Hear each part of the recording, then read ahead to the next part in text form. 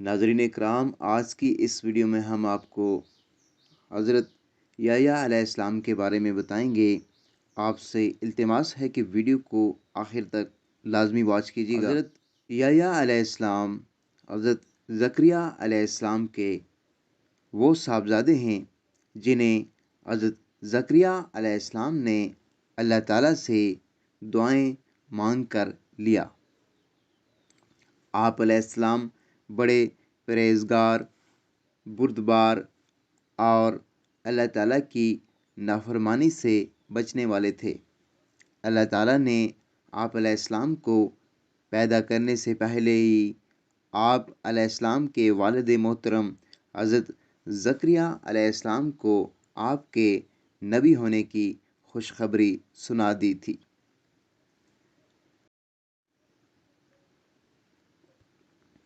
इंसान के लिए 3 मौके बड़े दुश्वार होते हैं। अल्लाह ताला ने उन 3 दुश्वार मौके पर भी हज़रत याह्या अलैहिस्सलाम को सलामती और अमन की बशारत सुनाई। पैदा होने का मौका, फौत होने का और दोबारा ज़िंदा होने का।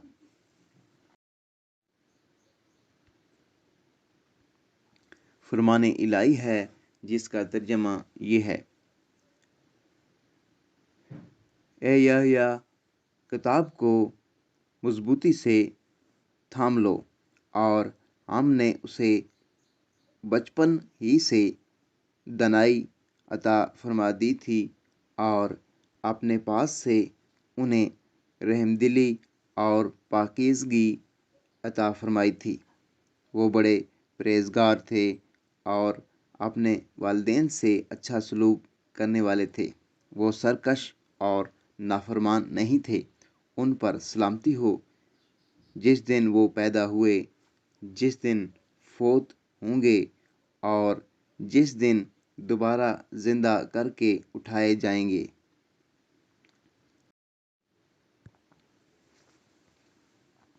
हज़रत याह्या अलैहिस्सलाम का ज़ाहिद व तक़वा।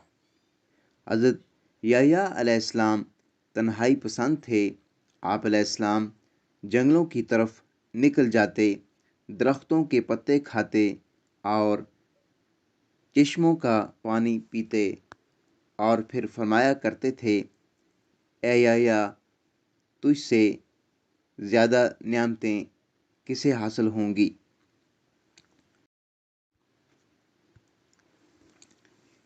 वहीब बिन वर्द रहमतुल्लाह अलैहि से मरवी है, एक मरतबा हज़रत याह्या अलैहिस्सलाम 3 दिन तक गायब रहे।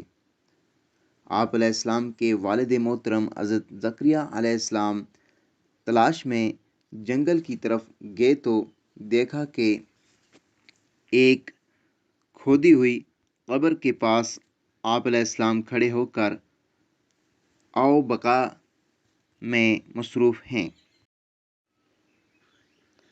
हज़रत ज़करिया अलैहिस्सलाम ने फरमाया, बेटा, मैं तुम्हें 3 दिन से तलाश कर रहा हूँ और तुम यहाँ कब्र पर खड़े रो रहे हो।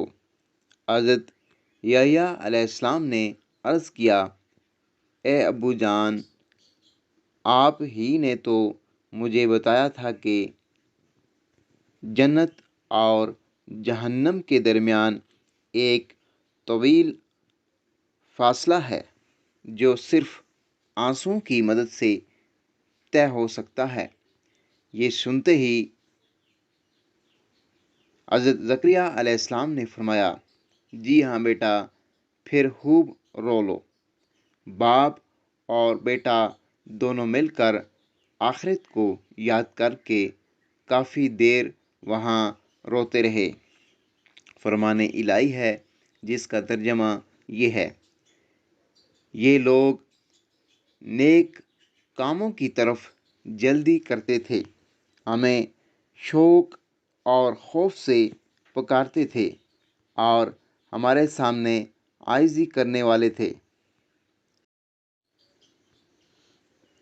جو شخص اپنے رب کے سامنے کھڑا ہونے سے ڈرتا رہا اور اس نے اپنے نفس کو خواہش سے روکے رکھا تو بے شک اس کا ٹھکانہ جنت ہی ہے۔ حضرت یحییٰ علیہ السلام کی مسجد اقصیٰ میں قوم کو دعوت توحید۔ رسول اکرم صلی اللہ علیہ وآلہ وسلم نے فرمایا، جس کا مفہوم ہے، اللہ تعالیٰ نے حضرت یحییٰ علیہ السلام کو حکم دیا کہ 5 باتوں پر عمل کرو اور بنی اسرائیل کو بھی ان پر عمل کرنے کی تلقین کرو۔ یحییٰ علیہ السلام کو اس حکم پر عمل کرنے میں کچھ تاخیر ہو گئی تو حضرت عیسیٰ علیہ السلام نے ان سے فرمایا کہ آپ کو 5 احکامات بنی اسرائیل کو پہنچانے کا حکم دیا گیا تھا،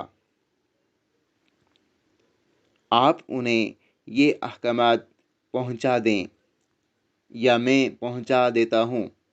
حضرت یحییٰ علیہ السلام نے عرض کیا، اے بھائی جان، مجھے اس بات کا ڈر ہے کہ اگر آپ نے مجھ سے پہلے یہ احکامات بنی اسرائیل کو پہنچا دیے تو اللہ تعالیٰ مجھے سزا دیں گے۔ چنانچہ حضرت یحییٰ علیہ السلام نے بنی اسرائیل کو مسجد اقصیٰ میں جمع کیا اور ایک اونچی جگہ میں کھڑا ہو کر اللہ تعالیٰ کی حمد و ثنا بیان کرنے کے بعد فرمایا، اللہ تعالیٰ نے مجھے اور آپ لوگوں کو 5 باتوں پر عمل کرنے کا حکم دیا ہے، اور وہ 5 باتیں یہ ہیں۔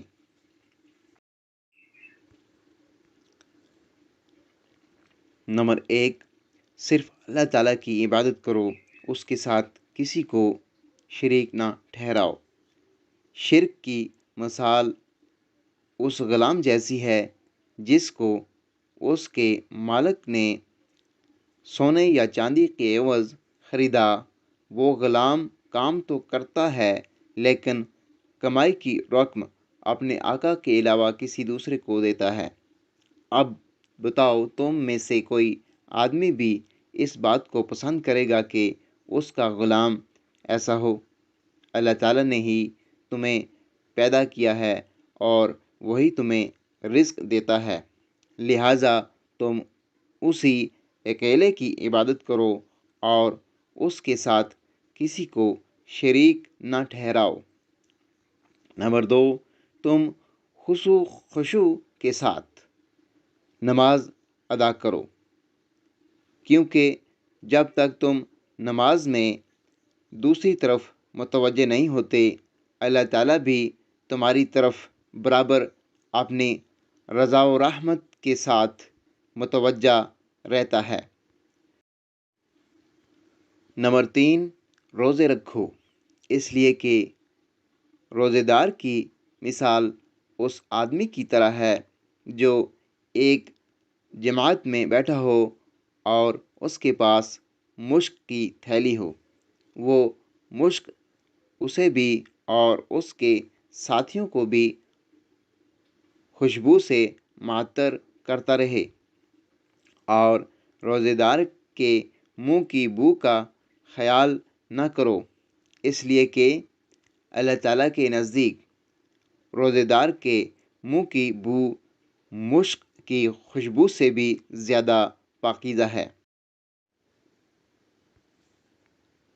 نمبر 4، اللہ تعالیٰ کے عطا کردہ مال میں سے صدقہ دیا کرو، اس لیے کہ صدقہ دینے والے کی مثال اس آدمی کی طرح ہے جسے دشمنوں نے اچانک پکڑ لیا ہو اور اس کے ہاتھوں کو گردن سے باندھ کر مقتل کی طرف لے جا رہے ہوں۔ وہ ناامیدی کی حالت میں یہ کہے کہ کیا یہ ممکن ہے کہ میں مال دے کر اپنی جان چھڑا لوں، پھر وہ اپنی کچھ چیزیں فدیہ میں دے کر دشمن سے جان چھڑا لے۔ نمبر 5، دن رات کثرت سے اللہ کا ذکر کیا کرو، اس لیے کہ ذکر کرنے والے آدمی کی مثال اس آدمی کی طرح ہے جس کا دشمن تیزی کے ساتھ پیچھا کر رہا ہو اور وہ آدمی بھاگ کر کسی مضبوط قلعہ میں پناہ حاصل کر کے دشمن سے محفوظ ہو جائے۔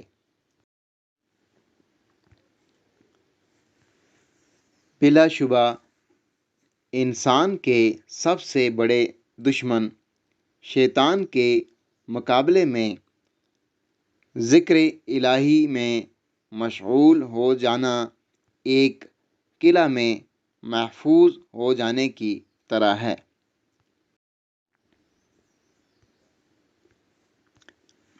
حضرت یحییٰ علیہ السلام سے آپ صلی اللہ علیہ وآلہ وسلم کی ملاقات۔ معراج کے دوران آپ صلی اللہ علیہ وآلہ وسلم کی دوسرے آسمان پر حضرت یحییٰ اور عیسیٰ علیہ السلام سے ملاقات ہوئی۔ آپ صلی اللہ علیہ وآلہ وسلم نے انہیں سلام کیا، انہوں نے سلام کا جواب دیا، پھر آپ صلی اللہ علیہ وآلہ وسلم کو دونوں نے خوش آمدید کہا۔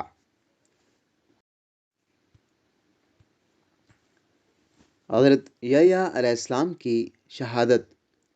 حضرت یحییٰ علیہ السلام کے زمانہ میں دمشق کا بادشاہ کسی ایسی عورت سے نکاح کرنا چاہتا تھا جس سے نکاح کرنا اس کے لیے شرعاً جائز نہیں تھا۔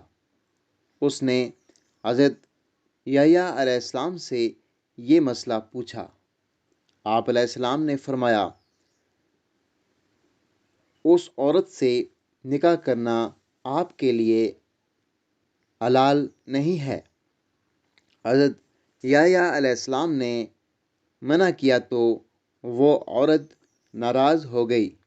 جب اس عورت نے محسوس کیا کہ بادشاہ اس پر فریفتہ ہو چکا ہے تو اس نے حضرت یحییٰ علیہ السلام کو شہید کرنے کی فرمائش کر دی۔ بادشاہ نے ایک آدمی کو بھیجا جو آپ علیہ السلام کو شہید کر کے آپ علیہ السلام کا سر ایک تھال میں رکھ کر لے آیا اور ملکہ کے سامنے پیش کر دیا۔ سر اس حالت میں بھی یہ کہتا رہا کہ یہ عورت بادشاہ کے لیے حلال نہیں ہے۔ آخر کار وہ عورت زمین میں دسا دی گئی۔